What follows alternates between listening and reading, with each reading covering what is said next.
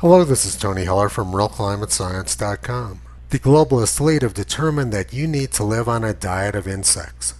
They say that the 94 million head of cattle in the U.S. are causing the country to heat up out of control. Bill Gates says that the cattle belch out terrible greenhouse gases, and he's buying up huge amounts of farmland in the United States to make sure that people can't raise cattle. Bill Gates used to like to hang out with the world's #1 pedophile, Jeffrey Epstein, but Epstein's dead now. And now Gates is getting divorced because of his relationship with the pedophile. His wife has been unhappy with this since at least 2013.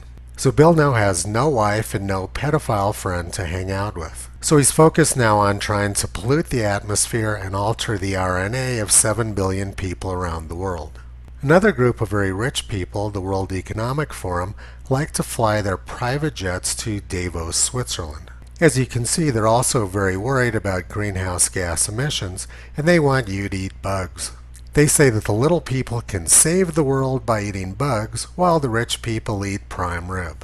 And while the World Economic Forum flies around in their private jets, they want everybody else locked up in their homes. These people are heroes of the left. And here's another one. This is General George Custer, who was a Union general and a Civil War hero. He played a key role in defeating those evil Confederates with their evil Confederate flags.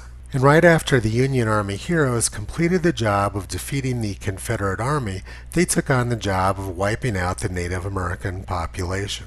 A large part of this job was killing off the 100 million bison which roamed America. The Native American population relied on the bison for their subsistence. So by killing off the bison, they were able to subdue the Native Americans and force them onto reservations. The population of bison went from about 100 million during the 16th century to less than 1,000 by 1878. Union Army General Philip Sheridan said, "Buffalo hunters are doing their patriotic duty by depleting the Indian shaggy commissary." Here's a massive pile of bison skulls which these patriotic Union hunters created. Bison used to range over almost all of the country, but by the 1880s there was very few left. Bison were nearly extinct during the 1960s, but their introduction as a meat product made them profitable, and now there's lots of farmers raising them. I live right on the edge of a huge bison ranch in Wyoming. But I remember during the early 1970s having the good fortune to see a few wild ones at Yellowstone National Park when their total global population was less than 1,000. The commercial meat industry literally saved the American bison from extinction. If the theories of climate experts are correct, then the 100 million bison roaming the plains must have led to huge amounts of greenhouse gases and very warm temperatures. But that didn't happen. Greenhouse gas levels were very low when 100 million bison roamed the plains. And when bison were so abundant in North America was the coldest period of the last 10,000 years. It was known as the Little Ice Age. So it's 100% clear that bovines do not cause an increase in greenhouse gases and certainly do not cause global warming. And anyone who understands the basic principle of conservation of mass understands why this is.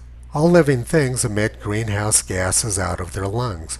These greenhouse gases, carbon dioxide and water, then cause plants to grow. The animals then eat the plants, which give them the energy to emit more greenhouse gases, which in turn feed more plants. All that the plants and animals are doing is recycling existing carbon in the system. Matter is neither created nor destroyed. All that's being done is that the carbon is being recycled. That's why 100 million bison on the plains had no impact on greenhouse gases or on temperature. These people who want you to eat bugs aren't doing it because of climate, and they're not doing it because of science. They're doing this because they don't want you clogging up the roads and they don't want you clogging up the security line at the airport. If they can keep the little people locked up in their homes eating bugs, then they're not bothering the elite. Plus, they can have a good laugh at your expense. Toto has been pulling back the curtain on these lunatics for the past 13 years. You can visit him and Kyrie on the web at realclimatescience.com.